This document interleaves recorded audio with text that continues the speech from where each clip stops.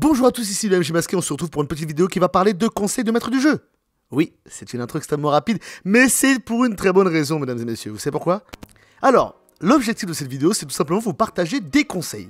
Des conseils extrêmement simples à mettre en place, mais surtout qui vont améliorer votre mastering, qui vont vous permettre d'être un meilleur MJ d'une manière très rapide. C'est-à-dire qu'à la fin de cette vidéo, vous aurez 5 conseils qui vous auront permis de devenir meilleur. Et mon premier conseil arrive tout de suite. Alors, qu'est-ce que c'est là-dedans? C'est quoi? Alors, à l'intérieur, il n'y a pas de dé. Il y a une pince à linge. Non, vous ne rêvez pas. Cet objet est un outil exceptionnel pour être maître du jeu.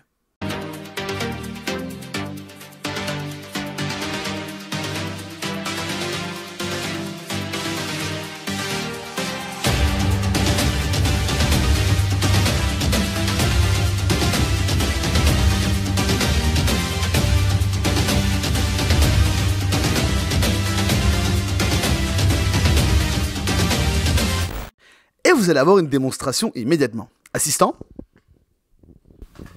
Oui, ce micro tient tout seul. Et c'est exceptionnel. Très bien. Nous avons donc ici un écran. Mais que va-t-il faire? Telle est la question. Voici ici Ufring, de l'Ordo Magica, un éminent mage de l'univers de Symbaroum. Et les pinces à linge sont un outil indispensable pour faire tenir les fiches. Non, je me fous pas de votre gueule, parce que ce n'est pas tout. Et la blague à part, c'est un super outil pour l'initiative. C'est un exemple tout bête, mais si demain vous faites un combat et que vous avez 5 pinces à linge qui représentent les joueurs, les ennemis, etc., vous avez à chaque jet d'initiative la possibilité de les déplacer.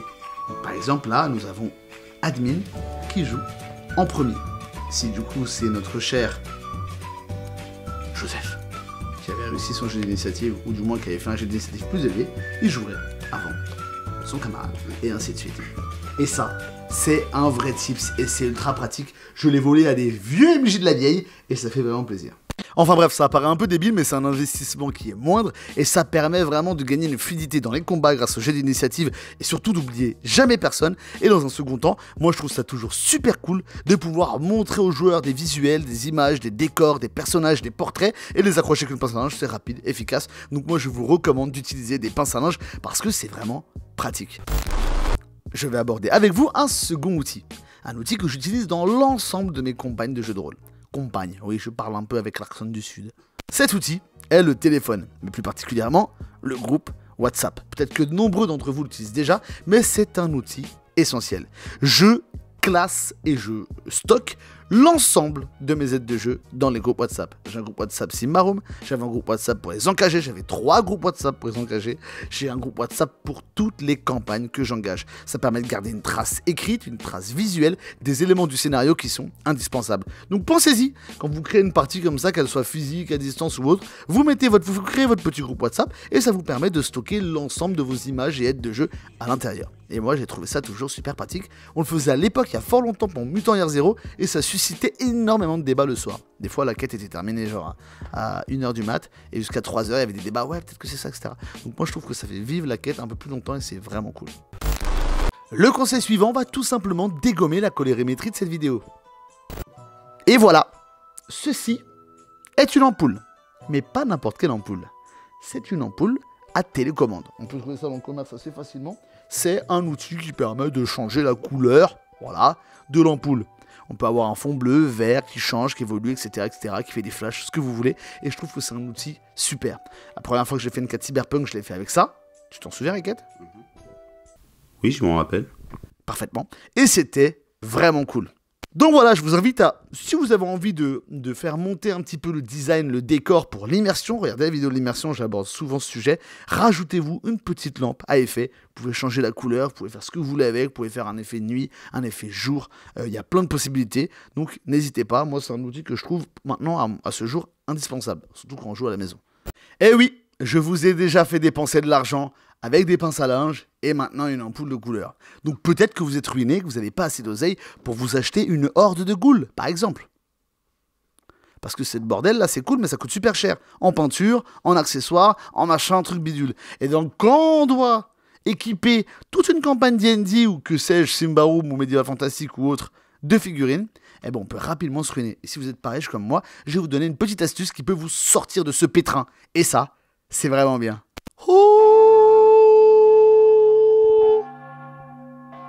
Les pions. Eh oui, les pions sont un outil indispensable de mes parties de jeux de rôle.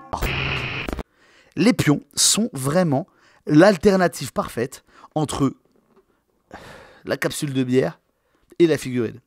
Premièrement, ça rend vraiment bien. On peut en trouver un peu partout. On peut trouver facilement des petits pions en bois. Ça rend tout de suite le truc vachement plus propre. On peut colorier la petite tête comme je l'ai fait au podcast. Ça donne des petites couleurs. Ça permet vous d'identifier qui sont les méchants. Les PNJ un peu plus importants, vous pouvez les faire avec les autres pièces d'un jeu d'échecs. Et moi, je trouve que c'est une alternative super.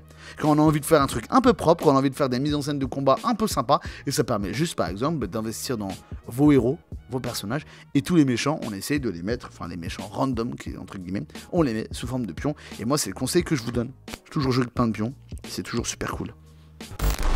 On arrive donc dans cette seconde partie de la vidéo et là il n'est plus question de petits tips, de petits items à acheter ou de petits accessoires qui peuvent alimenter vos parties, mais plutôt question de roleplay, question de mécanique, de mastering et surtout vous, votre rôle de maître du jeu.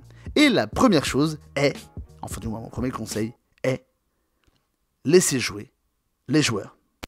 J'ai toujours habitué mes joueurs à jouer et à faire du roleplay librement, interpréter leur personnage et surtout décider d'arrêter une scène quand ils le souhaitent. Donc, je suis pas en train de vous dire qu'il faut jamais les interpeller, qu'il faut jamais faire apparaître l'adrénaline, les problématiques, les enjeux, etc.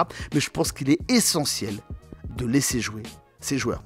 Et avec cette mécanique de jeu, ça leur permet de développer leur roleplay et surtout, ils se retrouvent dans des contextes où moi j'ai un groupe de joueurs à ce jour qui peut totalement, mais clairement, discuter pendant 3 heures dans une auberge.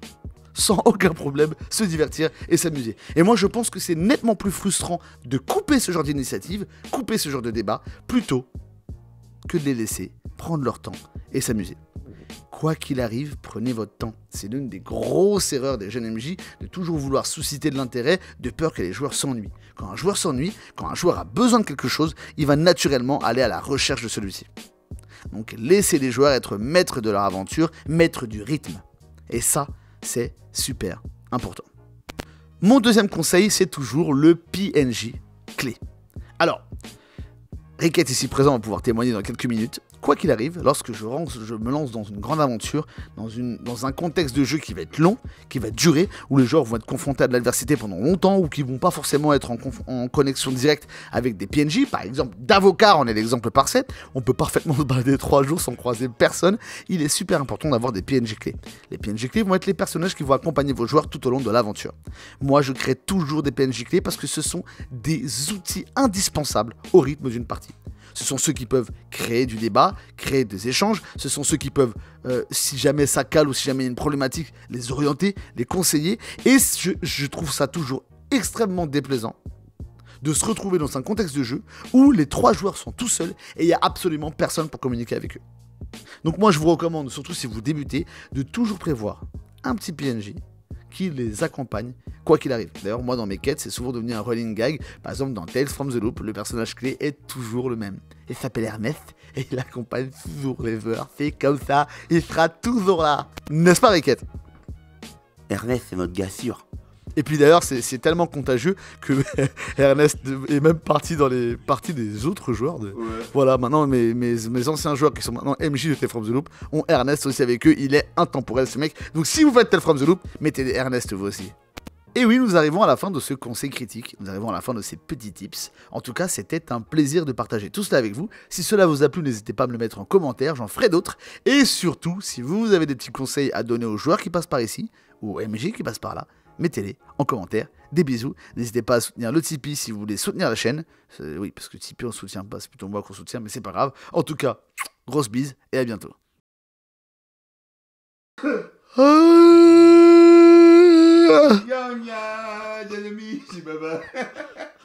Vas-y là.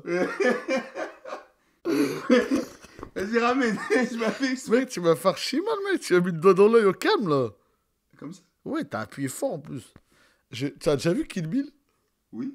C'est de l'amour, Kill Bill. À la fin, C'est quand... le boss qui fait ça. Non, quand elle se tape, ouais, mais quand elle se tape contre sa rivale, là, elle lui arrache un œil, c'est lourd. Elle fait... Arrive, elle fait... Ah ça